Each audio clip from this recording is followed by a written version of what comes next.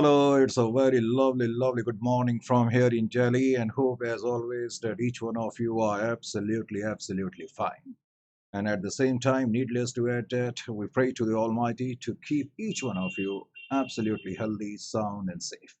So, on such note, we start this particular session. Of course, share based payment is the topic which we are supposed to start today in this particular session, covered by what we call Ind AS 102, or for that is TINS, International Financial Reporting Standard 2.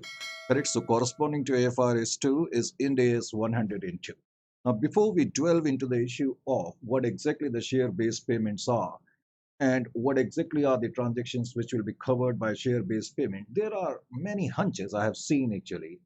Many among us actually have this sort of impression that share based payment means the payment is being made only by way of shares.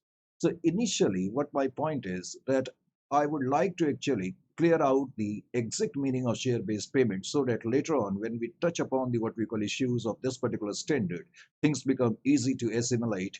And for the same, we will take initially some what we call case studies just to clarify the point what exactly the share based payments are. Correct? So here we go and start this particular session as always. So point number one, actually this particular point is to understand what exactly the share-based payments are. Correct? So let's see what exactly the share-based payments are. What exactly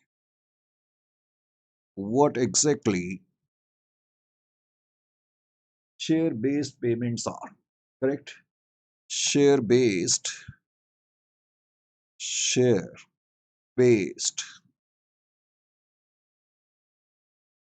payments are. So, what exactly the share based payments are, in order to understand and clarify the conceptuality with respect to share based payment, I'm going to pick up and put before you some what we call case study. And I'm sure actually after going through these case study, it will become a little bit easier for you to understand what exactly share based payment. I have seen that many a student actually commit lots of mistake. In fact, many among us commit lots of mistake in understanding the meaning of share based payment, number one. And number two, let me also make it clear, even though this chapter looks pretty innocuous, pretty innocent, but it is not as it seems, correct? So we need a thorough backgrounding, and for the same, I pick up a case study or some cases before you, correct? Let us say case, just I have a habit of writing case. Technically, it's an example sort of, but anyway, case A. Here in what I do, I stretch a line as I normally do when I need to actually make you understand some point. So here, after stretching the line, I write here E1. E1 is the entity I am referring to, correct? This entity, let us say, enters into an arrangement with a supplier. With a supplier. What sort of arrangement is that? The arrangement is that this supplier is going to supply raw materials to entity E. Raw materials. Supplier is going to supply the raw material to entity E. And as per the agreement, entity after having received the what we call raw materials shall make the payment in cash.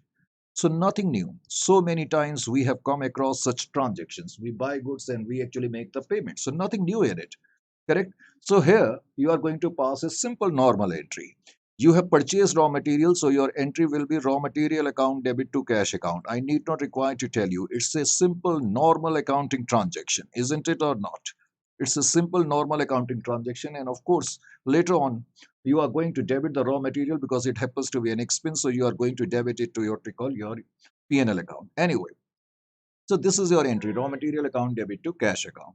After having going through this, now I pick up case B. Here in case B, I write what I write. This time I take entity 2. Entity T2 is entering into an arrangement or into an agreement with a party, and the name of the party is supplier. Now this time arrangement is this, that this supplier is going to supply raw material. Sir, you took the same case in the earlier case study also. Yes. Even in this particular arrangement or agreement, supplier is going to give us raw material to entity E2. And entity E2, as per the agreement, again will make the payment in cash. Still up to this point, there is hardly any difference between the previous case study and this one, isn't it? However, this time the agreement also states that whatever payment we are going to make you, whatever payment entity E2 will make you in cash, that payment will be based upon the current prices of the equity instruments of entity E2. So this time, the agreement states that entity E2, after having received what we call raw material, shall make the payment in cash, but how much payment shall be made in cash, that will be decided by the current prices of the equity instrument. Equity instrument, for at this particular moment, you simply take equity share capital, correct? So that will be based upon the current prices of the equity instruments of entity A2. So this time there is some addition to the what we call contract. The payment of cash upon shall be based upon the current prices shall be based upon the current prices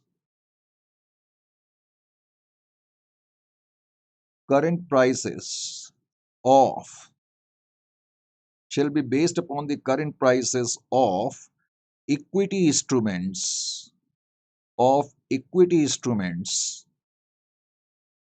Once I will write in full, equity instruments, EI. Henceforth I will write simply EI, correct? Of E2. So this time agreement states that we are going to make the payment by way of cash, but how much cash we are going to pay you, that will depend upon the current price of the equity instruments.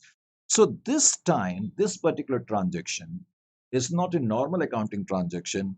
This particular transaction will be covered by Ind AS 102, or for that instance IFRS 1002. 102. Is it clear to you? IFRS 2 or Ind AS 102, sorry. So that means this transaction will be covered by IFRS 2.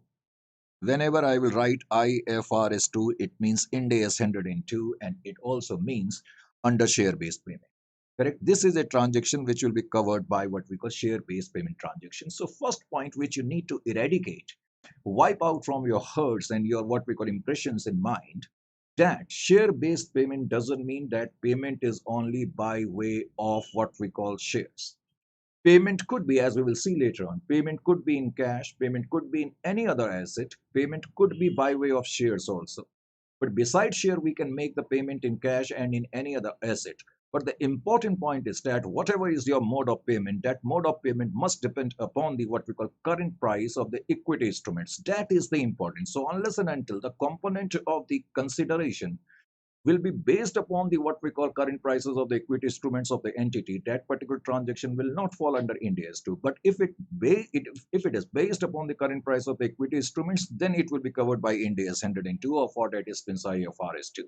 I hope now you have got a pretty good idea what exactly the share based payment are, but still we will continue with some more cases. Case C now I come over to. Correct? Now, in this particular case, of course, now I'm going to write entity E3. Now, this time there is another entity by the name of E3, and this entity E3 enters into an agreement, this time with an employee. This time with an employee, correct? The employees, when I'm saying employee, that means this person is working with this organization. What sort of agreement? Agreement is that this employee, this employee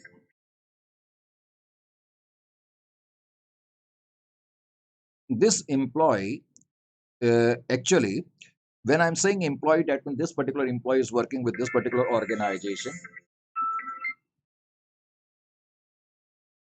and in this particular organization, try to understand this particular point. Actually, there is a call which is giving me a little bit of botheration. So anyway, employee is working with this particular organization, entity E3, and there is an agreement between these two parties that this employee will supply technical services, or say some technical know-how, technical know-how which will be quite helpful to the entity E3. So there is an arrangement or agreement with the employee, this employee, that you supply us technical know-how, and against that we are going to make you some payment.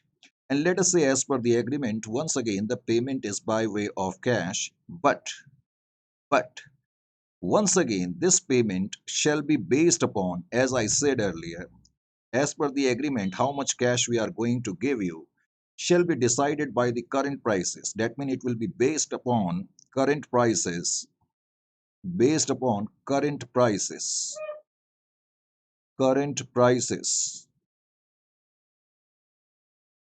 of equity instruments of the group, equity instruments of the group, equity instruments of the group. Now you must have seen bit of difference. In this case study, I told you that this cash payment will be decided upon the current prices of the equity instruments of this entity itself. And I told you, when payment is based upon the current prices of the equity instruments of the entity, it will be covered by the what we call share-based payment. It will be covered by IFRS 2 or Ind AS 102. But this time I have a little bit more what we call twist in the tail. As per the agreement, employee is supplying what we call technical services. We are making the payment by way of cash, but this cash payment is based upon the current prices of the equity instruments of the group. I have written of the group means of the group to which E2 belongs, to which E2 belongs, to which E2 belongs. Now, I'm putting up a broader view before you. Any transaction will be covered by IFRS 2 and Ind AS 102, provided the mode of payment, which could be either in cash, which could be either in assets besides cash, or which could be either in equity instruments. Important thing is that that mode of payment must be based upon the current prices of the equity instrument of the entity itself, or it could be based upon the equity instruments of the entity, equity instruments of the group to which this entity belongs to. Are you getting my point or not? That means the mode of payment could depend upon the current prices of the equity instrument of the entity itself or of the group to which the entity belongs to. So that transaction will be covered by what we call IFRS 2. So again, this particular transaction shall be covered by Ind AS 102 or IFRS 2. Are you getting my point or not? So these things must be absolutely clear in the beginning stages itself. Now, I will still stress this discussion further. This is my sheet number 2. For my reference, I'm writing. D. Here, once again, I put before you a case wherein an entity E4 has entered into an agreement with one of its employees. And this employee is very calibered employee. He's very hardworking, very dedicated employee. And demand of this employee in the market is pretty high. And there are many other rival firms in the market who are running after what we call this particular employee. But fortunately, this particular employee is employed with us. I just told you a moment ago that this employee is very dedicated, very resolute person, very honest person. His integrity is incredible and is a very knowledgeable person. So no entity in the world would like to see to it that this employee should cease the what we call relationship with the organization. There are many employees in the what we call organization when entity feels that their services are of paramount importance, correct? So we quite obviously won't be what we call very much inclined over the fact that this employee should leave us. So in order to make him stay in the organization, sometime what entity does, entity lures them, entity attracts them, entity puts a bait before them that you stay in the organization for a specific period of time at least. Then after having completed that specified period of service, we are going to allot you some equity instrument. Are you getting my point or not? So this is a normal general tendency which is also adopted by the organization and even in India. In fact, Infosys was the first Indian company to what we call come out with such schemes. So this entity this time enters into an agreement with the employee. Exactly is the what we call agreement? Agreement is that you stay in the organization. That means you serve the organization. You serve the organization, let us say, for 3 years at least. Serve the organization for 3 years. At least for 3 years, you stay with us. And once this particular period, 3 years of period, will get over or expired, then after that, we will issue you equity instrument. This time, consideration is being paid by way of equity instruments. So mode of payment could be in cash, it could be by way of assets, it could be by way of equity instruments. So this time entity E4 has told to the employee that we are going to give you the consideration for the fact that you are going to stay with us at least for a 3 years of period of time. So after that we will issue you equity instruments, but these equity instruments will be issued on the basis of current prices, on the basis of current prices, on the basis of current prices, on the basis of current prices of E2, or of the group, or of the group to which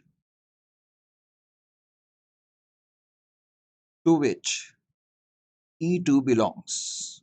So that means the mode of payment could be based upon the equity instruments of the entity itself, or it could be based upon the current prices of the equity instruments of the group to which the entity belongs. Correct? So then only such transaction will be covered by what we call this particular standard. So I hope you got a fair bit of idea now that what sort of transaction will fall under this particular standard. Number one, it is very important, and second to what exactly the share-based payments are. So under share-based payment, it is not a necessity that the payment should be by way of shares or equity instruments only. It could be by way of what we call either cash, asset, or as I said, equity instrument, shares, etc. But the important point is that whatever may be the mode of payment, that payment must be based upon the current prices of the equity instrument of either the entity itself or of the group to which this particular entity belongs to. So after having acquainted ourselves what exactly share-based payments are, then we try to move over to what we call next part, that is share-based payment arrangements. Share-based payment arrangement. Share-based payment. Share-based payments arrangements. Share-based payment arrangements. SBA. Share-based payment arrangements. Correct?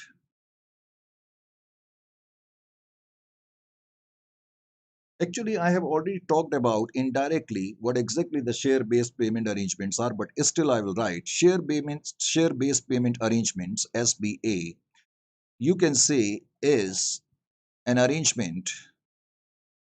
Whenever I will use the word arrangement, because standard uses the word arrangement, you read it as agreement. Is an arrangement. It could be an arrangement between. It could be an arrangement between entity, entity and other party. Remember one thing, whenever I would write other party basically stands for third party, and third party basically stands for suppliers, manufacturers, traders, employees, correct? So it could be an arrangement between entity and the other party, or it could be an agreement between, or it could be an arrangement between entity of the group, entity of the group, entity of the group, and other party. So it could be an arrangement between the entity and the other party, or it could be an arrangement between an entity of the group and the other party. Other party.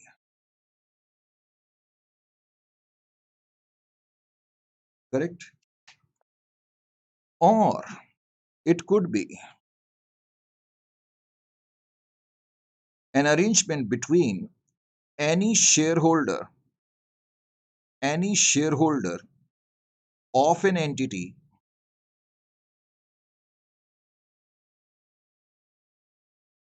of an entity and other party. The important point is that first of all, you must understand that this arrangement could take place between entity and the other party, or it could take place between an entity of the group and the other party, or it could take place between any shareholder of the entity or of the group and the other party. Now, as per this agreement, what happens? That entitles, that entitles, that entitles the other party, that entitles the other party, that entitles the other party, because this arrangement has taken place between the entity and the other party, correct? So obviously, other party must have either supplied some what we call goods or services to us. For the same, definitely we are supposed to what we call pay them. So that entitles them to receive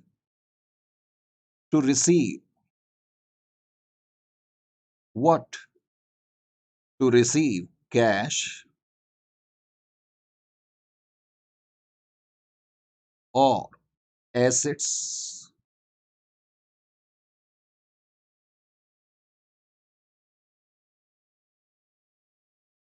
or equity instruments or equity instruments or equity instruments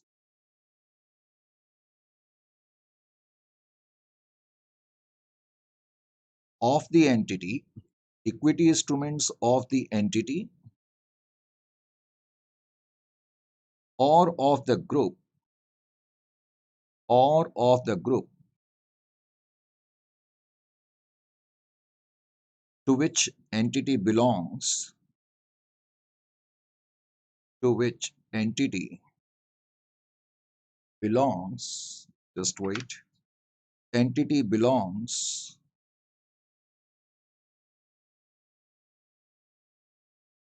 so that means other party will receive either cash or assets or equity instruments.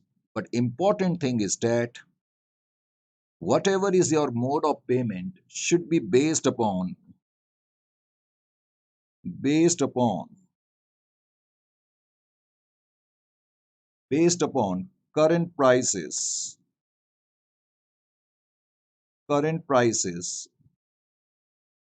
of equity instruments, of equity instruments, of equity instruments of the entity or of the group, of the entity or group. Sheet is coming to an end, that is why I'm stretching it here. So this is your share based payment arrangement. What is share based payment arrangement? It is an arrangement between two parties, entity or other party, or entity of the group or other party, or what we call any shareholder of the entity or of the group and the other party, which entitles the other party to receive what we call mode of payment, which is based upon what we call current prices of the equity instruments of the entity or of the group. So this is as simple as that, not very tough. So share-based payment arrangement we have taken a look over. Now we shall come over to an important aspect. What exactly this important aspect are? But before I move over to that particular important aspect, I feel that I should clarify the point which I just wrote. I wrote it is an arrangement between entity and other party. Correct? While writing the share-based payment arrangement, I wrote it is an arrangement between entity. Entity, let us say there is an entity.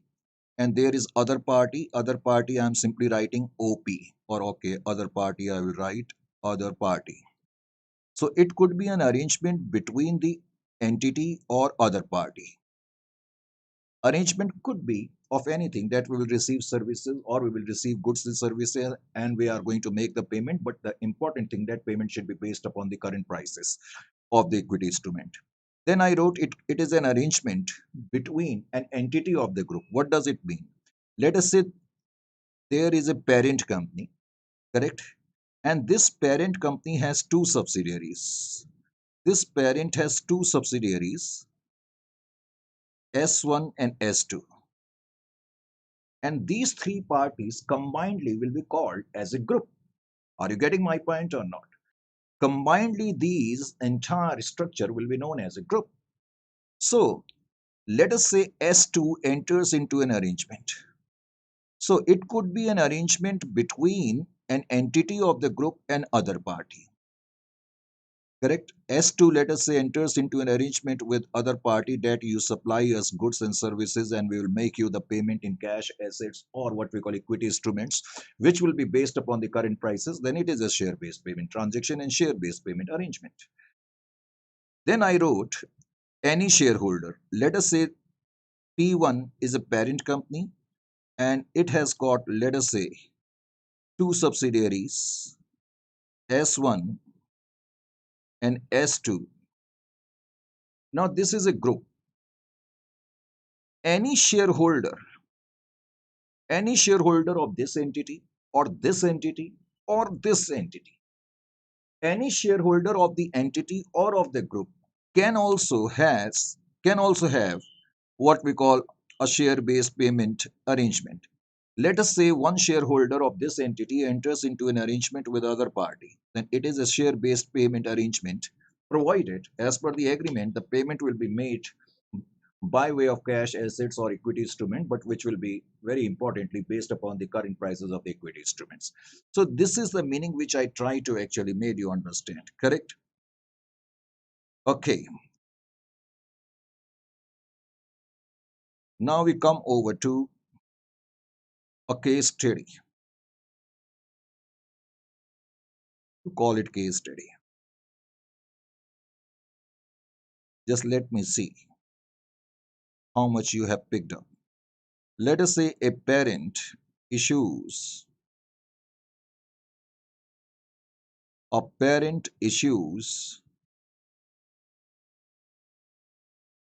share options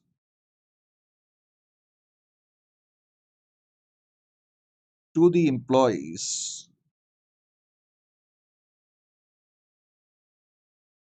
of its subsidiary company. A parent issues share option to the employees of its subsidiary company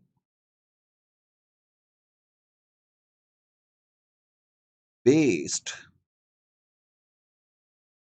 based on the prices based on the prices of shares of parent. Question is, can this transaction be included under IFRS 2 or Ind AS 102 or not? First of all, what exactly is the question? There is a parent.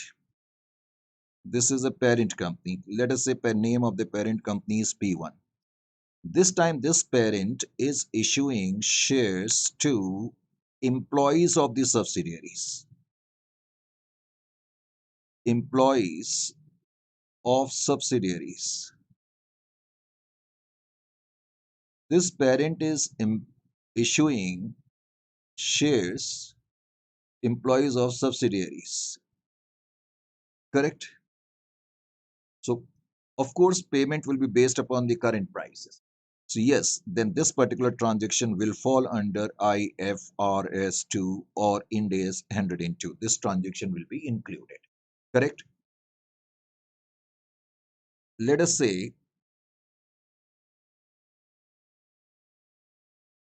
Important thing is that any transaction will be covered by this particular standard if, as I told you, the payment is in cash, asset, or equity instrument, but it is based upon the current prices of the equity instruments of the entity or of the group. Case study 2. A subsidiary. A subsidiary issues share options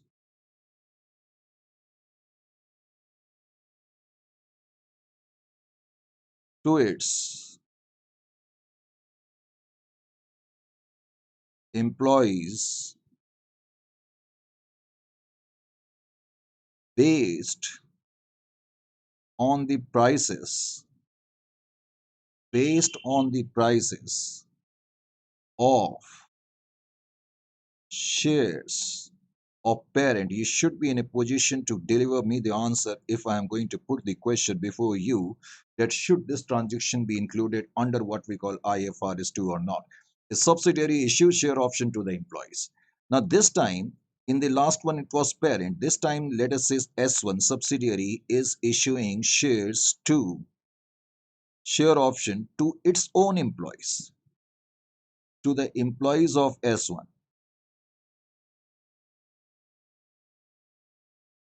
S1 subsidiary company is issuing shares to what we call employees of S1 because of the fact or because of any other reason. Let us say these employees might be giving us some technical know-how, or there is an arrangement that you will serve the organization for a particular period of time. Whatever may be the reason, we will make you the payment.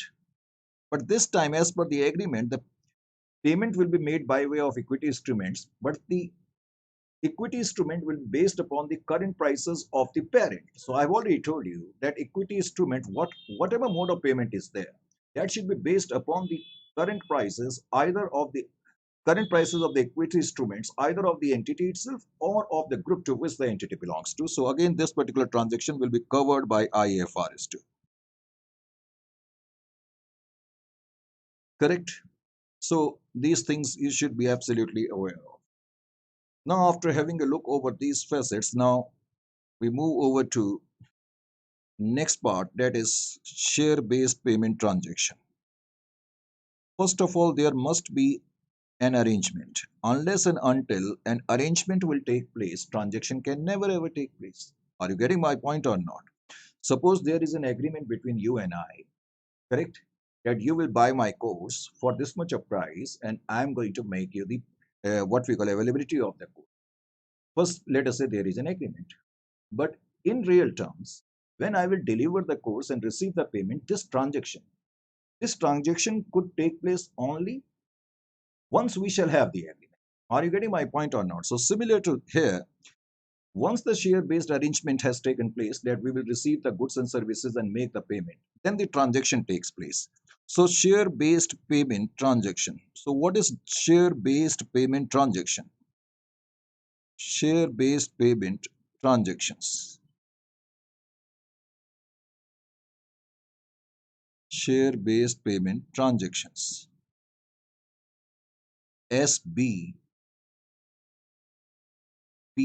share based payment transaction. Simple.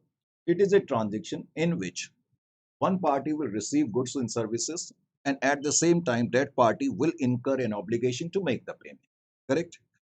So, share based payment transaction is a transaction is a transaction in which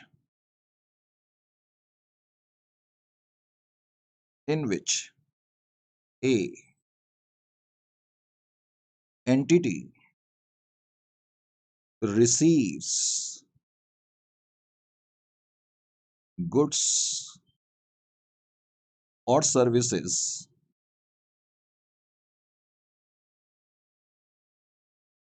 from other party, I told you, could be a supplier, could be a manufacturer, could be a trader, could be an employee. From other party,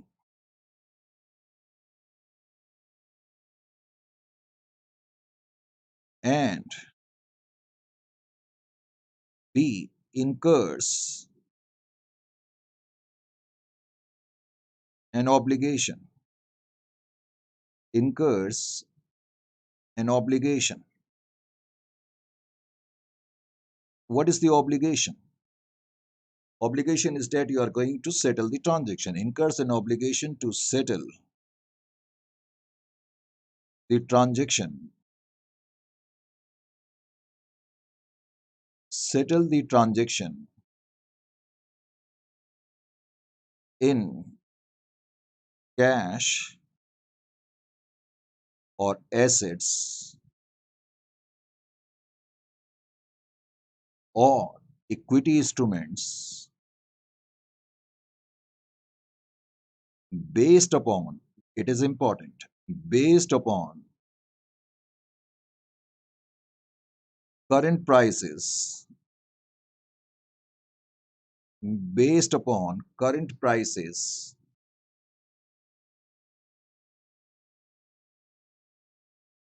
of the entity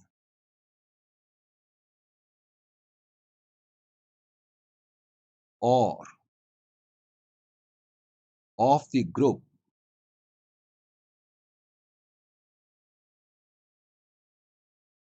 to which entity belongs to.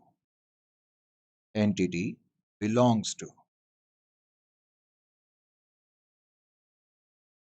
Correct? This is how what we call share-based payment transaction is all about. I need not require to actually tell anything because we have already talked at length regarding this. Correct? Now, the next point which I am going to put before you is that point number 4.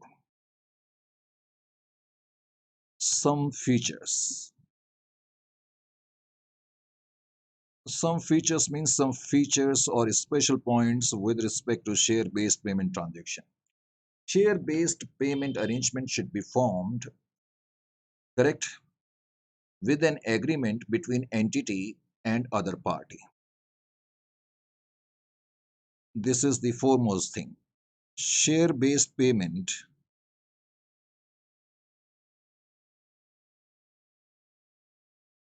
share-based payment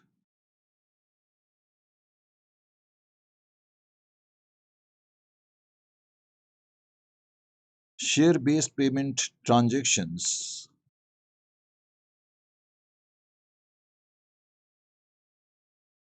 should be formed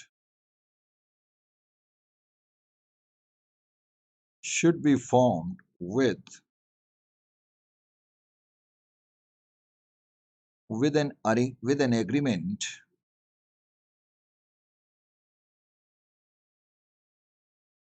between between entity and other party. Of course, without that, transaction cannot take place. It goes without saying. Indirectly, it means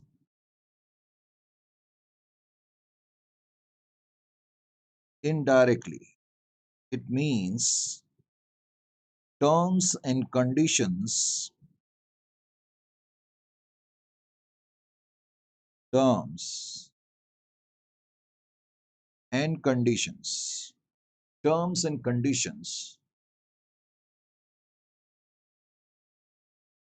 should be clearly communicated, should be clearly, should be clearly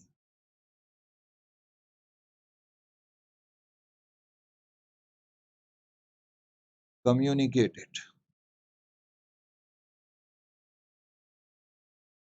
And I have already told you, in fact, all these points I have already discussed, no doubt about that. Share-based payment, share-based payment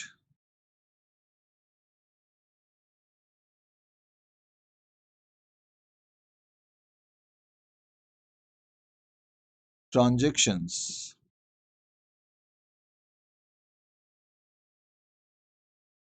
should be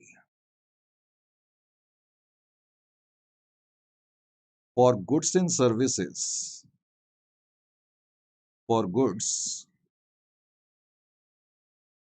and services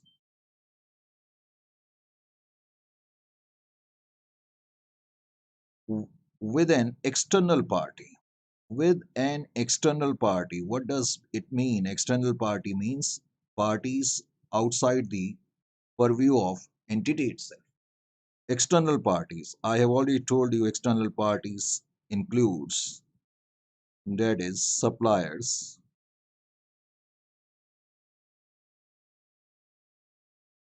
traders, manufacturers, employees, etc. So share-based payment transaction should be with an external party. Just to make the point clear, this is our case study 3.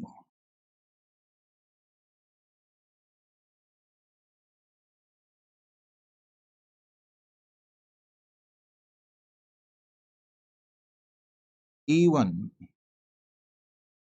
is initiating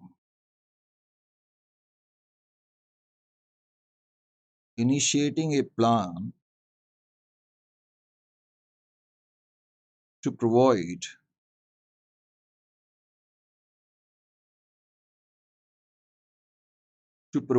equity instruments to its employees, but there is there are, you right, some terms, but there are some terms, but there are some terms that are yet to be communicated, yet to be communicated.